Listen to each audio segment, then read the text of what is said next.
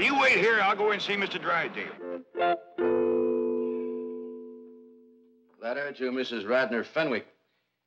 In reply to yours of the 10th, seeking capital for your contemplated housing development. Mrs. Fenwick is seeking capital with her millions? Well, she's too smart a businesswoman to take the whole risk herself. Excuse me, someone to see you. I told you no interruptions. I told you no interruptions. Sorry, Mr. Clampett, no interruptions. Clampett! Well, come in, come in. Well, I don't want to be no bother. Oh, it's always a pleasure to see you, Mr. Clampett. Coffee for Mr. Clampett. Coffee for Mr. Clampett. You help. Well, now, don't make no fuss over me. Oh, it's my privilege to make a fuss over you, Mr. Clampett. I was going over your account just this morning. And do you realize that now you have almost $40 million in my bank? Well, I reckon that money of mine is getting to be a powerful nuisance to you. What? Well, I'm obliged to you for storing it here, but it seems to me like I ought to be paying you rent or something. Oh, no. I'm delighted to do it. Oh, that's mighty kind of you. Now, I've come to ask you another favor. More money to store? No. I'd like you to get me one of them airplane tickets to go back home. Oh, my pleasure. Home? Oh, you mean just for a little visit? No, it's more than that. Why, what's the matter? Did someone offend you? Was it my wife? Has she been shooting off her big Boston bazoo again? Mr. Drysdale, it wasn't that at all. Everybody's been surpassing good to us. Elly May is the reason I want to go back to the hills. Oh. Homesick, eh? Well, I tell you what. I'll have your cabin flown out here, log for log, and every tree and bush around it. And we'll put it in your backyard. Then we'll dig a creek, just like the one at home. And we'll stock the whole place with possum, raccoons, hound dogs, bobcats, and whatever Ellie wants. She could just run wild. But that's what I moved out here to get Ellie away from. I was hoping you folks would turn her into a lady. But I think she's getting worse. Coffee time! You're to blame for this. It was your responsibility to turn that wild girl into a lady, and you failed. What have you done now, you overdeveloped vixen? No, her. I'm talking about Elly May Clampett. Oh, But wait, she- Mr. Drysdale. Miss Jane done the best she knowed how. Why, as a matter of fact, it was her who got Ellie her first ball gown. That's true. By the way, I haven't seen that gown since. What happened to it? I kind of hate to tell you, but I reckon you got a right to know. First time I seen Ellie in that gown, she looked like a dream of walking. But when she come back... Oh, you sure was right. Oh, Huggins, you don't have to wear boys' clothes to have fun with boys. Hey, May, you promised me you wouldn't wrestle. I ain't been wrestling. Then what have you been doing in your ball gown? Doing what I'm supposed to do, playing ball. Oh, I made 2 touchdowns and kicked 3 field goals. Granny gave that gown a good scrubbing with her lye soap and patched it, too. But it never looked quite the same after that. Mr. Clampett, we have failed you. And when I say we, I mean you. But she... Don't argue with me. What are you standing here for? There's work to be done. But I just... Don't argue with me. Feel like I'm causing a lot of trouble for folks that ain't to blame. Now, if you just give me that airplane ticket... No, Mr. Clampett. We'll work on Elly May. We'll polish her. No, Elly May don't take a polish real easy. We'll have to face it, gentlemen. Elly May is a wildcat on wheels. Oh, you heard about this morning, did you? Heard what? Ellie being on wheels. Wheels? Granny and me was having a cup of coffee. And all of a sudden, we heard this roaring noise. If that's Jethro riding his fire-spitting bicycle again, I'm going to take a hickory stick to him. Thank you, Granny. Want to go for a ride? Sweet-smelling polecats. That was Elly May.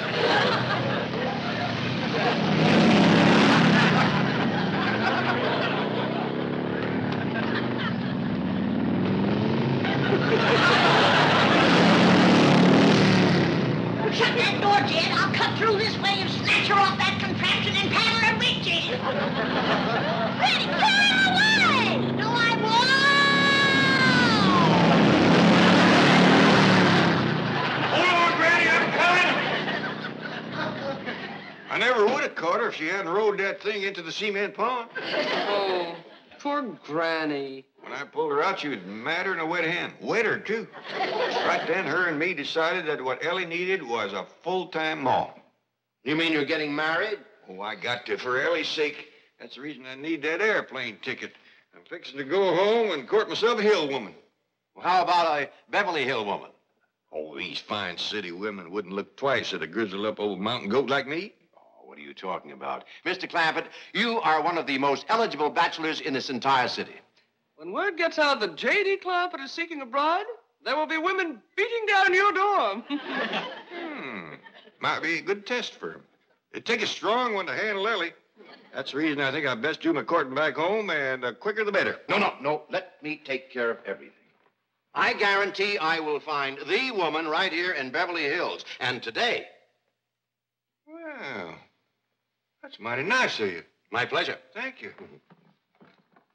Chief, I am as eager as you to find Mr. Clampett a mate locally. But should you have guaranteed to find him one today? I'm not worried. Beside me, stalwart and true as always, I have the finest secretary in the world. Thank you, Chief. A loyal and dedicated girl to whom responsibility is a sacred word. A girl who will never fail me when duty calls. Thank you, Chief. You'll make Jed Clampett a fine wife. Me? I? You.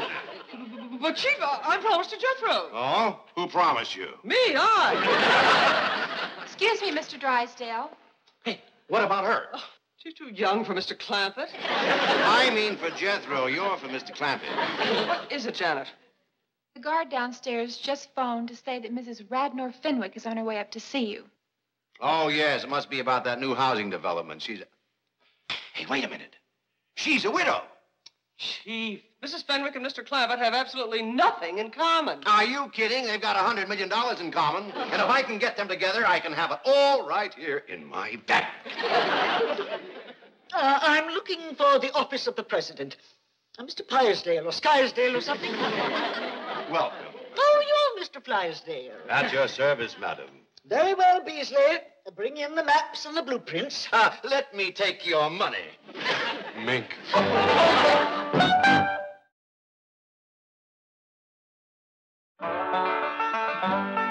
Granny, can I ask you a favor? What is it? Next time you ride my sickle, will you please not leave it at the bottom of the cement pond? I pretty near drowned trying to get that thing started down there. You didn't run it into the cement pond on purpose, you darn... What is that? Well, this here's some of that store-bought courting candy I fetched for Uncle Jed. Praise be. The quicker he gets home and courts a good, stout woman to tame that daughter of his, the better. Well, I think he's fixing to do his courting out here. Beverly Hills? A city woman? I think so. He's upstairs right now putting on his courting clothes, and he sent Elly May out to pick him some posies.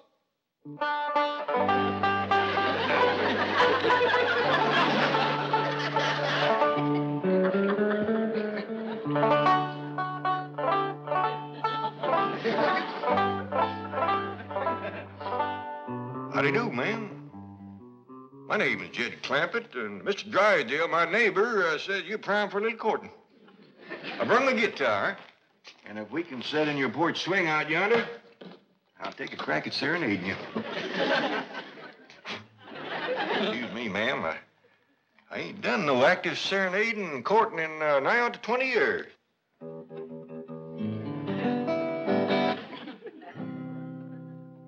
Oh, my darling, oh, my darling, oh, my Jed? darling. What's all this nonsense about you courting a city woman? Well, it was Mr. Drysdale's idea. Well, it ain't worth shucks. City women is spoiled rotten. Mr. Drysdale's going to cull through a bunch of them and trot out the best of the lot. All they think about is smearing themselves with beauty grease, fancy-smelling renderings. Why, if you was to hug one of them, she'd squirt out of your arms like a prune pit. Well, at my age, I don't figure to do a whole heap of hugging. What do you mean, your age? Why, you're a fine figure of a man. A heap too good for these Beverly Hills society women. Jed Clampett speaking. Oh, howdy, Mr. Drysdale. You got any prospects for me? Indeed, I have. Ever hear of Mrs. Radnor Fenwick of Fenwick House? Fenwick, Fenwick? Oh, yeah, that's the Widow Fenwick. Got the skinny daughter named Cynthia. That's the one. And she's very interested in you, Mr. Clampett. Very interested indeed. Well, you don't say. Granny, you remember the Widow Fenwick? Yeah, And you ain't gonna get no dowry out of her. She's poor as a church mouse. Honeymoon Lane. That's a very appealing name for a subdivision. I'm out to attract the young married. Let others build for senior citizens. I want those long-term mortgages with interest payments that never stop. How much will the project cost? $100 million. Oh, I'm not risking one penny of my own. Well, my contribution is the idea, the experience, and the know-how. Oh, Drysdale. That's Drysdale, Mrs. Fenwick. D-R-Y, Drive. Yes, so am I. How about some tea? Good idea. Well, what news? Mr. Clampett is very interested indeed. Just how interested? I will need $10 million to get this project rolling. Well, I believe I could recommend that as a good, sound investment. Splendid. Provided you and Mr. Clampett hit it off personally. Personally, this is business.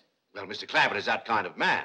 And it is important that his family like you, too. I've no time to socialize with those eccentric hillbillies. I have here my general contractor's license. I'm ready to start bulldozing. Mrs. Fenwick, both you and I know that those first $10 million are very hard to come by. Oh. Very well, but remember one thing. I control this honeymoon lane venture.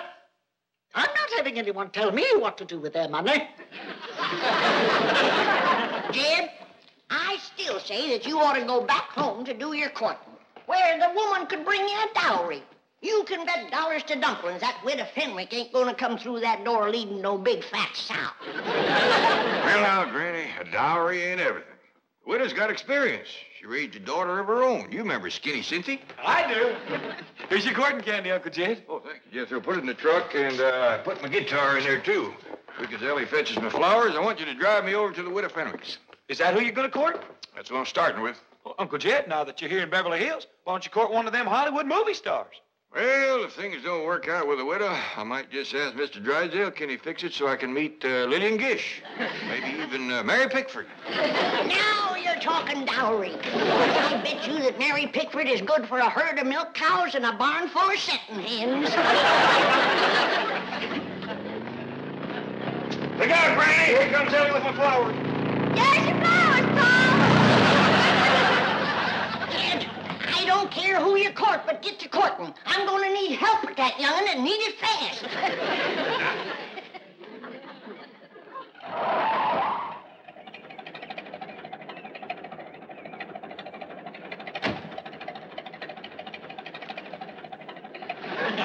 How come you're wearing that? I want my courting derby to blow off and get dented. Quick as we get to the widow's house, I'll change back. Drive on.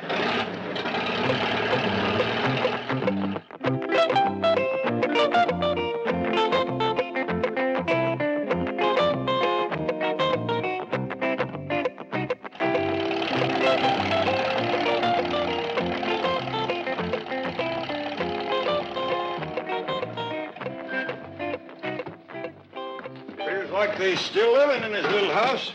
Still got the name on it, big as life. Yeah, poor but proud. Hey, Uncle Jed, I got an idea. How about me going inside with you and courting Cynthia while you court the widow? I don't hardly think there's room in that little house to do double courting, Jethro. I'll tell you what. You come in and say howdy, and then take Cynthia for a walk, leaving the widow and me alone. I get you on. You want to do some sparking, huh? Widow Fenwick? Anybody home? Widow?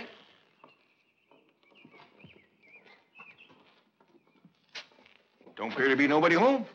Well, hot diggity dog. Now you and me can eat the candy. Get out of there. Come on, let's go.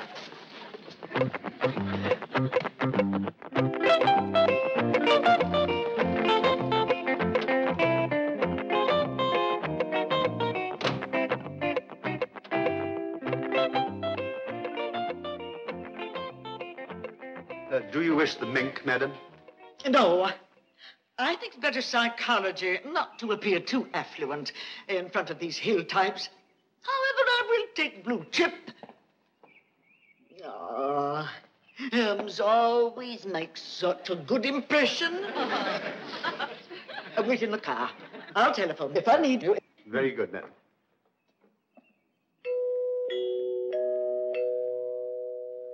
By My dingies is coming out of the ceiling and the walls and every place. Somebody always comes to the door when that music plays. I reckon that's what brings them in. They hear it playing out on the street. Want me to go see who it is? I'll do it. You get that contraption out of here.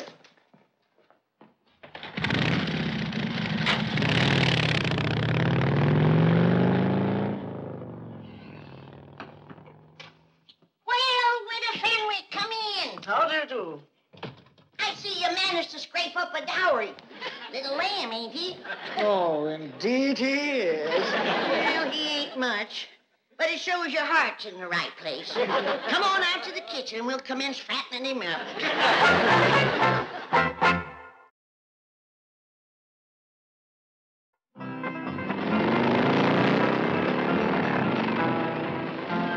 Hey, Elly May! You bring my sickle back here! Now, quieten down, Jethro. Looks like we got company.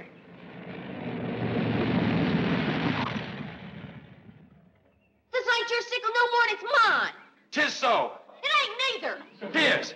Ty, you want to wrestle? You Now, hold on, both of you. I don't want no more of that kind of talk. Jethro, you put that sickle in the shed and get this truck out of the way. Yes, sir. Elly May, I want a word with you. Yes, sir, Paul.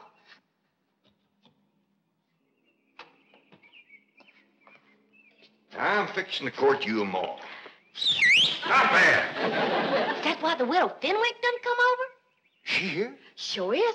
Mr. Beasley yonder brung her over in his new car. Mr. Beasley, huh? I sure hope Mr. Beasley ain't got first call on the widow. Wouldn't want to be grazing in another man's pasture. Especially him being a soldier in uniform. Oh, splendid you've returned. Howdy, Widow. I reckon I was at your place when you was coming over here. Well, we're together at last, and now we can make up for lost time. Elly May, why don't you go out back and see if your granny needs some help? Yes, sir, Paul. Well, Widow, seeing as we ain't at your house and we's over here, you mind stepping into my parlor? The sooner we get down to business, the better. Sure don't beat around the bush, man. Mr. Clampett, may I ask you a question? Yes, ma'am? Your banker tells me you're worth $40 million. Well, that's what I hear, give or take a few million. Why do you drive around in that truck and dress as you do and eat grits and hog jowls? Well, the way I look at it, Widow, if you got it, spend it.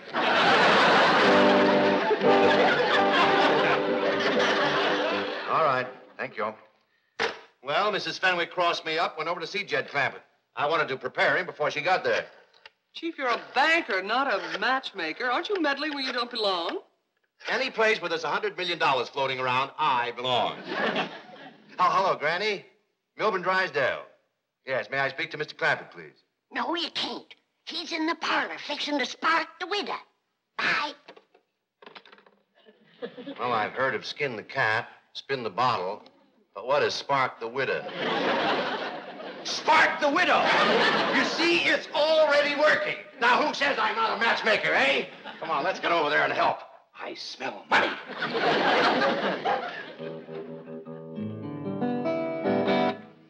Now, Mr. Clampett, what are you doing? Can't we get to my proposal? well, ma'am, I kind of like to tune up, sing you a song or two first, kind of get you in the mood. I'm in the mood. Sorry, but I ain't. When I go to court, I always like to build up to it gradually. But you're not going to court.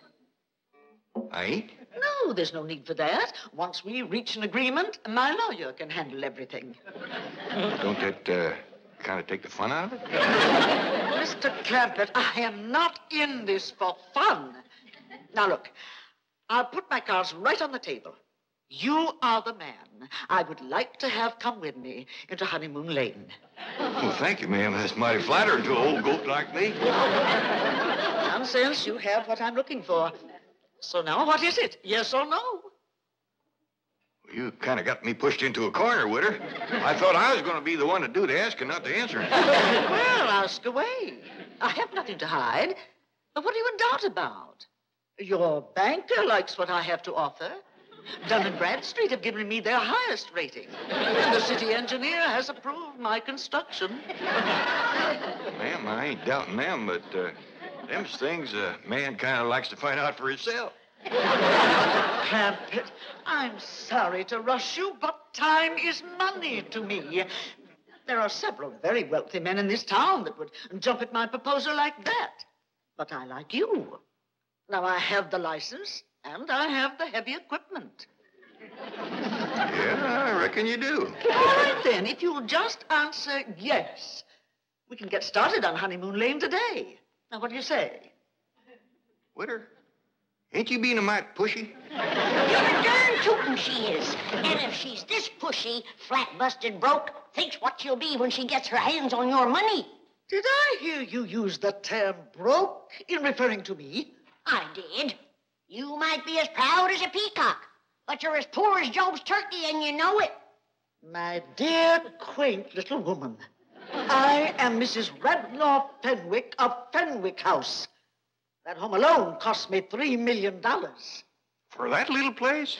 Widow, you got slicker. Look out, I can't stop! Elly May, you have done ruined that door. I told you to leave that thing out in the shed. No, you didn't, Pa. You just told Jethro to put it there.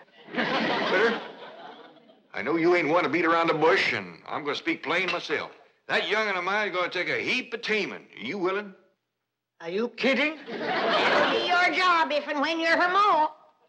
Then I'm what? Hop on, Ma, and I'll take you for a ride. Now, hold on.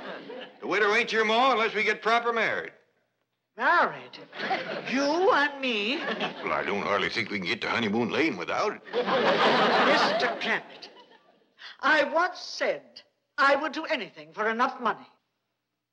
I now retract that statement. I wonder what you meant by that.